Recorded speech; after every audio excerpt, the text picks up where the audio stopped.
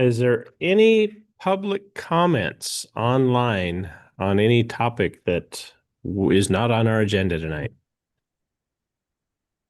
Anybody else online, actually? Perfect. Susan has a hand up. What's that? Susan has a hand up. Oh, I'm just saying I'm here. Okay. Thanks. I'm Commissioner Like, Stockamp Mark, is you're here here too, too? if you can hear me. Yep. Did you have a comment or just your hand up? Nope, just let you know I'm here too. Thanks. Perfect. Appreciate it. Looks like we may have lost Susan. So we have 5. Or they are just both disappearing. So, Oh, while their hand is not up. all right. So, no public comments. Action items. We have a work session on Couple of minutes. 20. Well, it's not on the. Oh, there we are. Nope, you're right. Sorry. Minutes. We have a motion to approve the minutes. Commissioner Williams moves to approve the minutes from June 25th. Is there a second? I second that. Commissioner Stockamp Okay, it's been seconds. moved and seconded. Is there any discussion regarding the minutes? Seeing as none, all those in favor say aye. Aye. Aye. All those opposed? Motion carries. Thanks for catching that. Hey, action items. Work session, Deschutes County 2040 plan. Limited remand. Thank you, Chair. Good evening, Commissioners. For the record, Will Groves, your Planning Manager. I have for you this evening the 2040 Comp Plan Remand, and this is in a particular posture before you. As directed by the board, this is presented to you for review without the requirement for or the need for a full public hearing associated with it. So I'll give you a work session on what's LUBA's done, what the board's asked you to do with regard to this, and then we'll provide some opportunity for you to ask questions and give any feedback that you might have. So the file number for this one is 247-26000-409A. That's the remand file. And you'll see up on the screen some of the original file numbers that were associated with the 2040 comp plan. And so the review purpose and role here for you today is that this is a Planning Commission review of a limited remand package, and this is not a final adoption hearing. The remand is limited to the issues identified by LUBA and is not an reopening of unrelated 2040 comp plan topics. This PC review is part of the remand procedure required before the matter returns to the board for an evidentiary hearing. And the package before the PC includes the revised policy text and findings directed to those LUBA remand issues. Little process history here. County sent initial notice to DLCD for the comprehensive plan amendments in August of 2023. Board initially adopted these in October of 2024. In 2025, the board withdrew the initial decision for reconsideration and conducted additional proceedings. Leading into July of 2025, reopening the written record, August 11th, the board considered revised policies 10.1.1.2, 3, and we'll talk about those. And in August 27, 2025, the board adopted ordinance 2025-007 on reconsideration. And on April 13th, 2026, LUBA remanded the decision for further proceedings on 2 discrete issues. So what's on remand? Issue 1 is procedural compliance with the proposal notice and hearing requirements. So LUBA found that the county must provide notice required by ORS 197-610 sub 6 and OAR 660-1845 and conduct remand proceedings consistent with those provisions. Those include notice to DLCD. And the county must also ensure remand proceedings are consistent with 22-12-010, including this PC review and a board public hearing. And so what was found is when the board made some modifications relatively late in the process to the comprehensive plan, LUBA determined that that set off a requirement to DLC for new notice to DLCD and new procedures here before the proceedings before the Planning Commission and board. So we're curing that now. Issue 2 had to do with amendment of former policy 10.1.3 to address non-resource lands and plan code conflicts, and I'll go into some depth into that. So why the notice issue came up, LUBA again found that the August 11th changes materially altered the proposal originally noticed to DLCD, and that the original package didn't include rural minimum lot size policies or authorization concepts for cluster PUD developments on non-resource lands. Again, because it had changed, new DLCD notice was required. And as mentioned before, we're conducting the local hearing process issues under 22-12-010. So why was former policy 10.1.3 remanded? LUBA held, I'm going to back out a little bit here and go a little off script here. So OAR 660-004-0040 explains how in rural residential exception areas, so that's a comprehensive planning designation for lands that have been taken out of farm and forest use and have been identified for residential uses. And in that section, it explains a wide variety of things that that have to do with those lands, but one of them has to do with cluster and planned unit settlement. And it turns out that that OAR 660-004 section deals with what we think of as rural residential exception areas in 3 different categories. There's ones that had arrived that way prior to October 4th, 2000. There's ones that after October 4th, 2000 were rezoned and comprehensive plan redesignated through a goal exception process.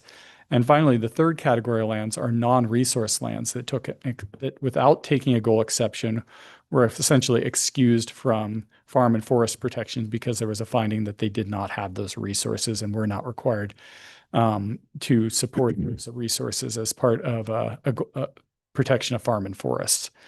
And so what LUBA found is that the rule expressly excludes non-resource lands from the protections that the other 2 categories are afforded. And those would be the pre-October 2000 lands and the exception lands with regard to plan amendments and with regard to planned unit developments and cluster subdivisions. And those first 2 categories have safe harbor-like provisions. So it says in rule that you can do cluster and PUDs under certain circumstances with certain parameters, but it does not make those same protections for these non-resource lands. And the vast majority of our modern plan amendment zone changes out of EFU in particular have gone through non-resource lands. So they are not afforded the same statutory protections or rule protections if they were to try to apply for a plan amendment, a planned unit development or cluster subdivision. So this was remanded by LUBA. The board issued a limited remand order and it didn't reopen the entire plan. Staff was directed to provide revised notice, conduct this review session and return to a board hearing. And the scope is confined to the LUBA identified issues, narrowly tailored conforming changes needed to implement the remand. So here's the proposed solution. We keep policies 10.1.1 and 10.2 unchanged, and we're replacing the former one-size-fits-all policy 10.1.3 with 2 policies that track the remand distinctions. Revised policy 10.1.3 addresses property outside rural residential areas in effect on October 4th, 2000, when the land has received a goal exception. And 10.1.4 addresses property outside those rural residential, outside those areas when the land has been designated non-resource land. And this structure separates exception land from non-resource land and avoids new policy level acreage standards. So this table explains how these would be treated. Again, in each case, it describes which lands it applies to, what type of application would need to be made, what types of findings were required. And most interestingly, for non-resource lands, the safe harbor, as I mentioned before, doesn't apply. And so full Goal 14 compliance analysis is required. And what that means is that if you come in for a non-resource land and try to do a cluster or planned unit development on it, there's no protection that causes rule to see that as inherently rural in nature. So if you had a non-resource property outside city limits, it was EFU, you got it rezoned through a non-resource process to MUA 10, and you came in and said, I want to take these 200 acres and instead of making 20 10-acre lots, I want to do a cluster. You would have an obligation to do a full analysis that says, look, I'm not doing a runaround on the limitations that are trying to keep rural lands rural. This is rural because it's not dependent on city services. It's at a density that doesn't mimic urban level densities. It's at least 2 acres in size, a variety of other parameters that ensure that it's rural. So the distinction here is that 10.1.3 lands have a kind of a safe harbor that says you are presumed to be rural and don't have to worry about Goal 14 if you meet certain sideboards. For the non-resource lands, you have to make express findings that say where this is inherently rural, here's how. So supporting findings were included, and they explain how these policies all work together. And that they also explain that the revised policies no longer create the former policy code conflict because they don't establish independent lot sizes or density standards for the non-resource lands. And so really what's being asked here today of you is to review that limited remand package, which was included in your packet, discuss any concerns, revisions, thoughts that you have, and forward a recommendation to the board. Not to get ahead of the Planning Commission, but this is a relatively constrained opportunity here. Luba said, you did it wrong. Here's how you fix it. The board said, okay, staff, bring this back to a process, do exactly what Luba said. Don't do anything else. And so, I'm available here for if you have any questions. I recognize this is a relatively technical topic. Certainly you're available to make any comments that you want with regard to this and overall, but this is focused on a very technical fix to both the procedure, which we're fixing here this evening, and how non-resource lands are treated with regard to a future planned unit development or cluster development. And with that, I'm available for questions. So what's next steps? So Planning Commission action, you're provided the opportunity to read this or to review this and provide any comments that you might have to the board. So, to the extent that, you had any concerns about the kind of the approach that staff had taken, any surprising legal analysis that might inform our process or any other kind of thoughts generally about this, I'm available to carry those forward. Normally in these circumstances, there might be something that had a policy aspect or something that where, there might be a question involved here.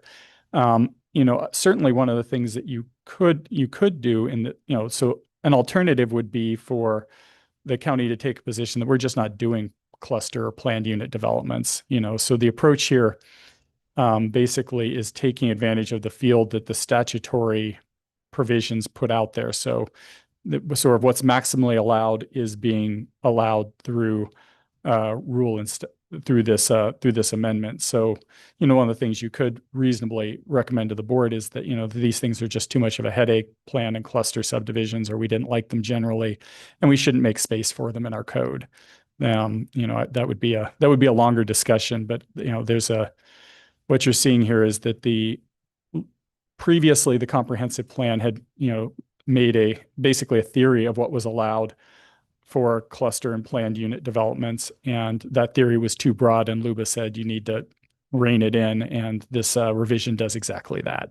So I guess my question more there along the lines of, do we need to put this to a public hearing, or is this deliberations and a vote? So this is neither of those. So this is under Title 22.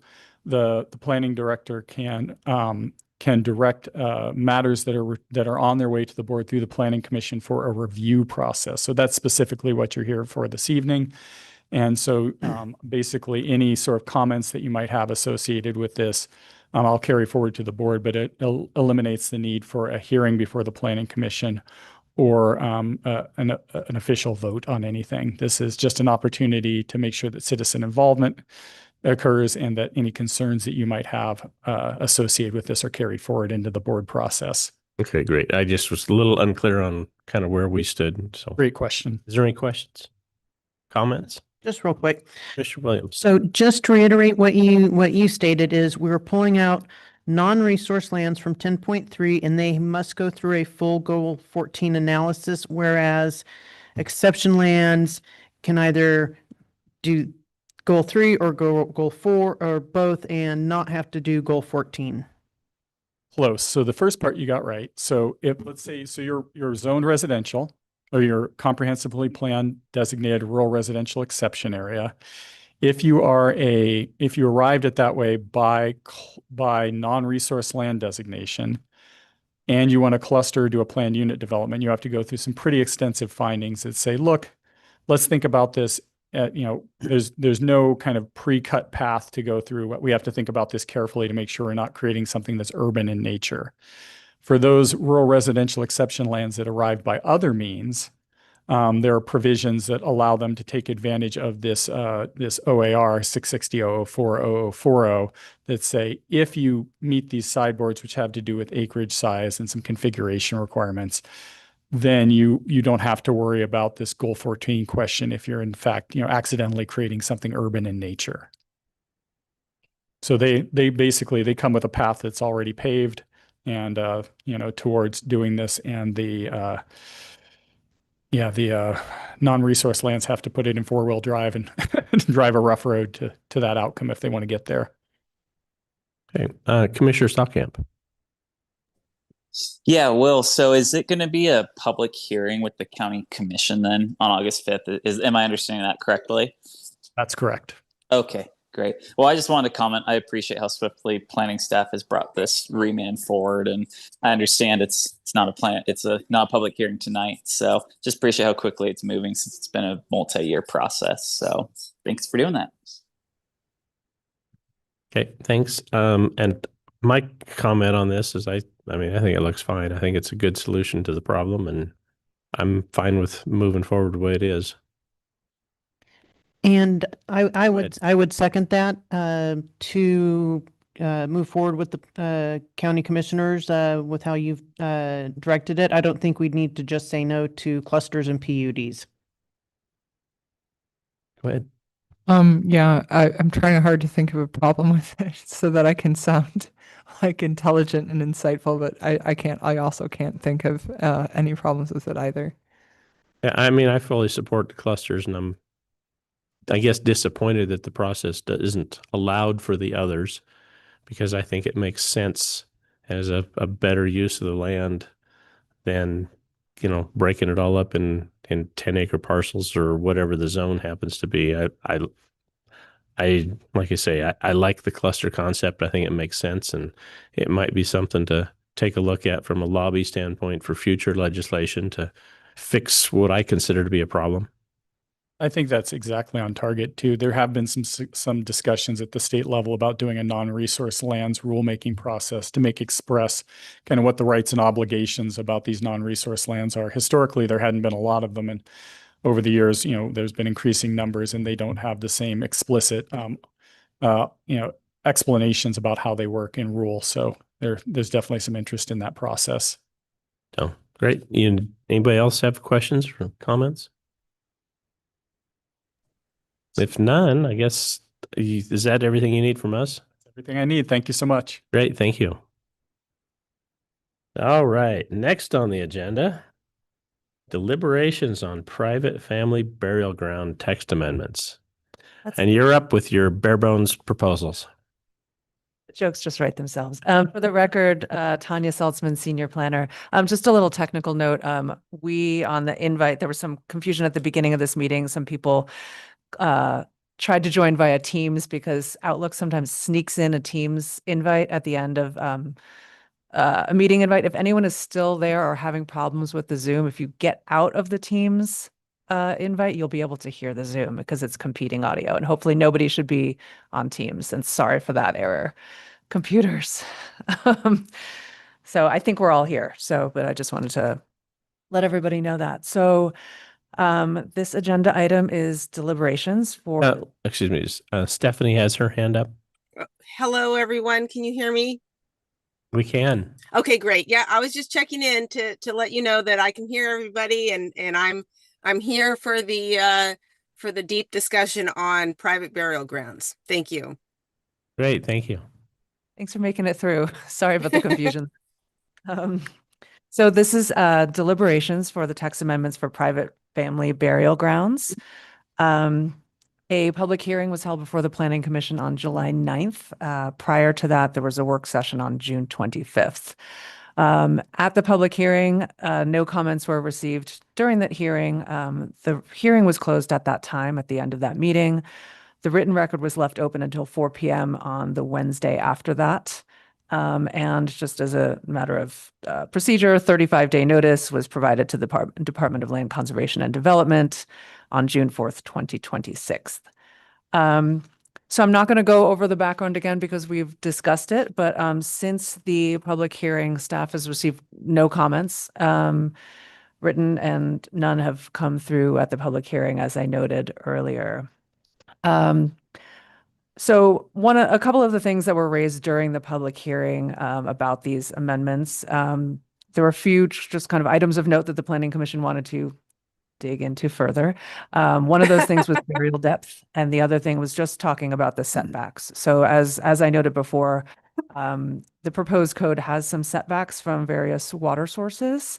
We borrowed those standards from Benton County, who had done that in their code, and as well as the fourth one, which is at least a requirement to be at least 50 feet from any on-site wastewater system, soil absorption area, or replacement area. That was from our own staff, our wastewater specialist. So that's kind of the only thing that it goes beyond the statute. Those were just two items that the Planning Commission flagged in their discussion last meeting to potentially discuss. And that's what I'll leave the Planning Commission to discuss. I will note that in our research, basically all the other counties that do this did not stray very far from that ORS. They didn't really institute any other requirements besides those setbacks that I just mentioned in one county. Everything else was pretty much, a lot of them don't even write it in their code. A lot of them just have a procedure kind of internally and relied on the ORS and did not add additional requirements because just keeping it simple. So just as a point of a data point on that, of course, the commission can recommend to the board whatever they choose, but just giving a little bit of context. So with that, I'll just turn it back over to the Planning Commission. So how do you treat ashes? Is Ashes, that considered a burial? they were, if they're in an urn, that counts as a burial because it's a thing you're burying. I think scattering ashes is not regulated by this. I guess my only thought would be to create an exemption from all of the setbacks for an urn or ashes, because you're not looking at any kind of a contamination issue with the water features and all the other stuff, would be my thought. Okay, noted. For discussion, Can't really, I mean, I mean, if you can spread ashes, I mean, it's pretty just burying an urn at that point. yeah. Like, I mean, there's It's not. pottery with inert material in it. Yeah. so that would have that clause that has those four requirements would be that would be exempt for. I guess that would be my thought as I'm looking at the reasoning for a setback. I mean, for wells, springs, water sources, ponds, lakes, all that kind of stuff is all having to do with potential contamination of the water supply, which you wouldn't get from ashes. May I provide some feedback from Vice Chair Kelly? Absolutely. Her main concern is encumbering future property owners with the responsibility of someone else's loved one. So that is Commissioner Kelly's input. She was traveling and did not know if she would have good reception. I would just respond to that, part of this, of the law is to have a restrictive covenant recorded saying, with the site plan saying someone is buried at this location on the property. So that in staff's mind is what kind of covers that. But I don't know if she if she means kind of wants to get into more depth on that. She also mentioned it as maybe her thought process, because we texted a little bit and I said, well, we're already allowing it. And she said her realtor hat was on when she thought about that. So, when that title report comes up, how is someone going to feel about that? And, I indicated to her, well, we're already doing it. It's just, are we going to ORS it? And how many counties would you say have put in their code specifically referencing ORS? That's a good question. I was going to say dug around. Looked around, and Benton County is the one that has the most robust, which is almost identical to what we are proposing here. I didn't find other mentions in code specifically for this. I it's hard to find because it can be in different places in the code. They Mhm. still have to follow those rules, but it might not be mentioned in the zoning code per se. Okay. It's kind of an unsatisfying answer, I realize, but they do keep it, most of it, there's a form that they fill out and that sort of contains the rules and the references to the ORSs. That's in our research what we came across. So, and I guess to address that concern, I think as long as it's been identified in the title report so that there's an alert that, yes, there is somebody buried in this particular location, that's up to the seller and the buyer on what kind of access rights, whatever. I mean, theoretically, the new owner, if there's nothing in it, could exhume the body and move it to someplace else if they don't want to have to deal with it. And As that long as it's governed by a separate process beyond land use. right, and I guess that's all I'm getting at is, I mean, that's between buyers and sellers, and that's not something I think we should get involved with regulating. I mean, I would support something as simple as possible along the lines of, complying with ORS XYZ, with the other setbacks in place, accepting, ashes, etc. And right now, the ORS code, you have to have a casket. They don't specify. I mean, that would be the only reason I would be keen on water setbacks is if you can do a green burial My impression that I don't think I'd have to. or a compost check on that, burial. but I don't think there's a distinction between different types of burials. I think the idea, whether they're embalmed or not or what have Yeah. you. And so that would be the main reason I would think of setbacks is just for well water primarily. Yeah, I mean, staff recommends, if we may, the setbacks apply to kind of all kinds of burials with that potential exception of urns, but that is why we chose to put that in there. So, but it's up to the planning commission. And I guess the question, I mean, yeah, I mean, is there a good reason for a 50-foot setback from streams, rivers, and lakes or ponds? Is there a contamination risk issue, etc.? Fair question. I can't say that I've delved into the kind of soil science of it, but it does just to staff seem like a good idea to have setbacks from any type of source, some sort of foreign source of anything from any type of water body, just to be really sure about things. And it, thus far, if this becomes an issue and a conflict going forward, this is always something that could be revisited. But that's just my staff's opinion. Okay, I just wonder Yeah. if there's specific. I mean, I can see, actually, and even the wastewater, 50 feet long ways. That was his recommendation. Probably wouldn't have an issue with that either. I mean, you put septic lines 10 feet apart from a functionality standpoint. Yeah, I would say like not being a specialist in that area, I would just be inclined to go with just because what if there's things that we haven't thought of, or things And that that's we, all I was, yeah. Yeah. So thoughts, comments? Ready to move on? What do you want to do? I could make a motion. Go for it. Alrighty, I would move that we recommend the planning department's draft to the Board of County Commissioners. I'll second that. Miss Jessica, for the record. Does that include the exemption for urns or no?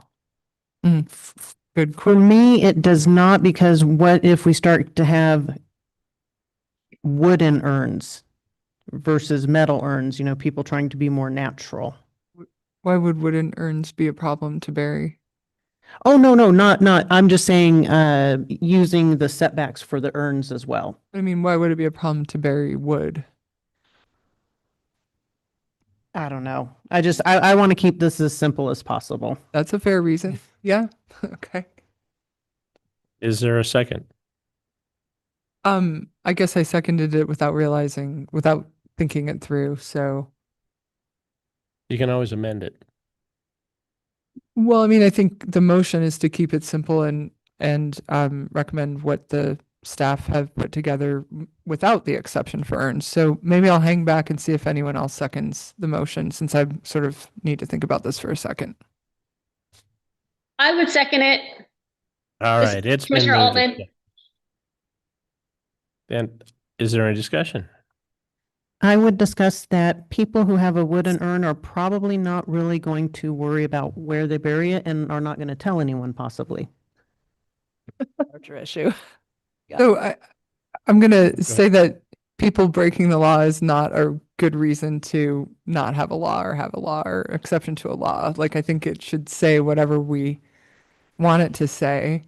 And it would be one little line in there that would just say exception for bearing urns. It doesn't seem overly complicated to me. An urn is a very, I don't know, maybe an urn is not clear and objective. It seems clear and objective what an urn is, but you know, if it's a vessel that contains ashes, I think that you're essentially bearing ashes, which is already allowed without any of this.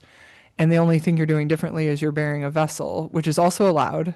Currently, I can bury whatever I want to in my yard. So, I mean, clearly not. But any like object or vessel right now, I could go home and bury a flower vase in my yard or an empty urn or whatever.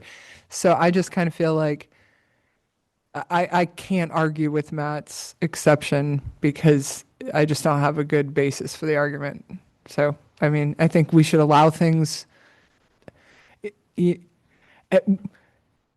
There's enough places where we don't want, where maybe some of us are recommending against property owner rights. So if there's a place where you can recommend something that is a property owner right, and there's no reason not to, then we probably should. No question. Have you ever had an application for an urn or ashes? Not to my knowledge, but we, these things don't come across our desk that often, although I will say we've gotten a couple of inquiries in the last month for the future, which is also interesting. But Pre-planning. they're planning, which we appreciate as planners.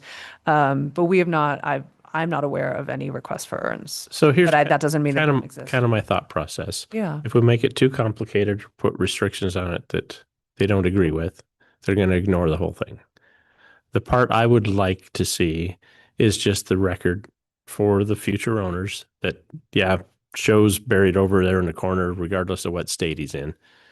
And that to make it the easiest as possible. I mean, with that, I would move to amend the motion to include the exception for ashes.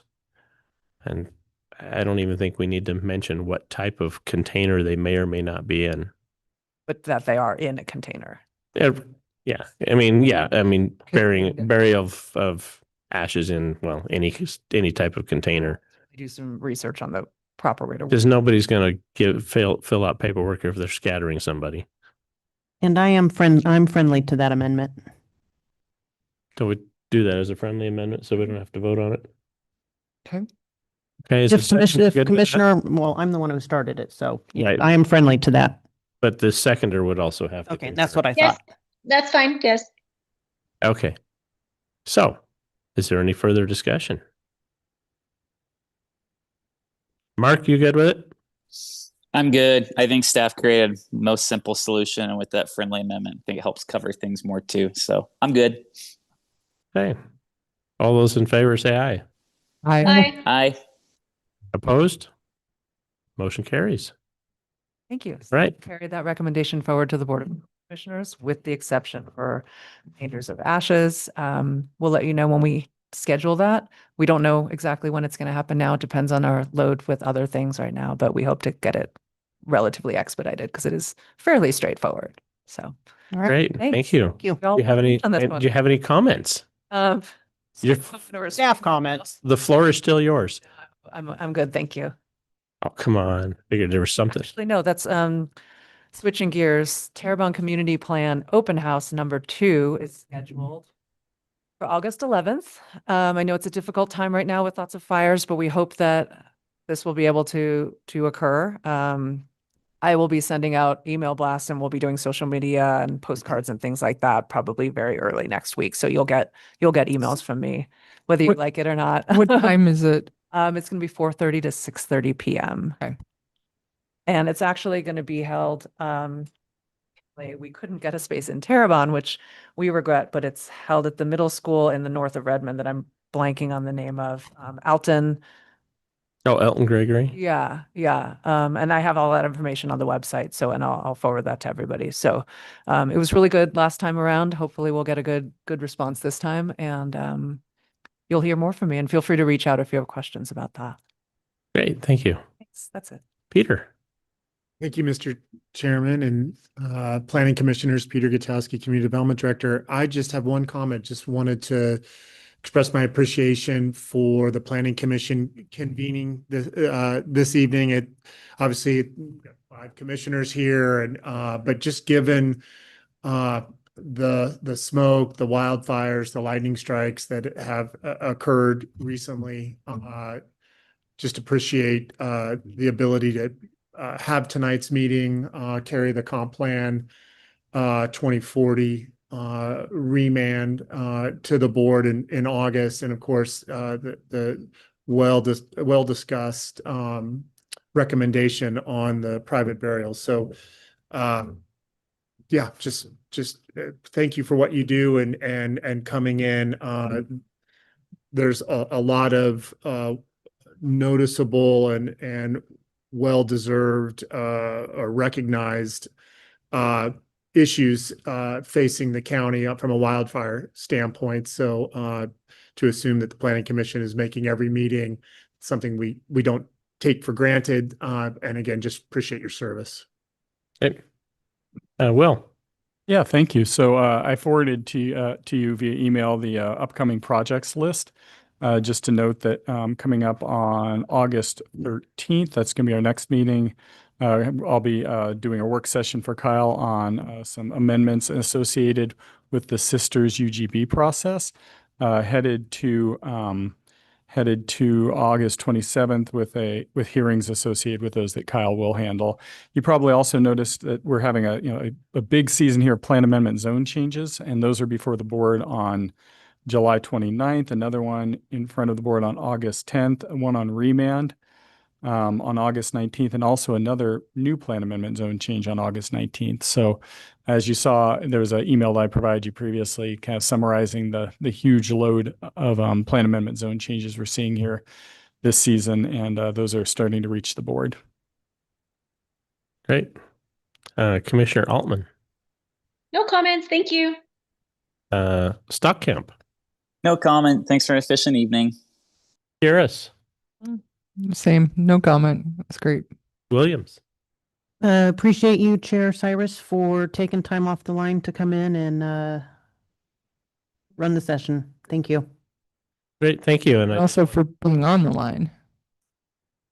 I actually haven't been too much this fire. I've got good operators on the equipment and mostly just kind of supervising and keeping everything going. So Thank you. and with that, I certainly want to thank everybody and for being prepared and ready, and the meeting was fast and efficient, and it's nice to do a 45-minute meeting. So with that, meeting's adjourned.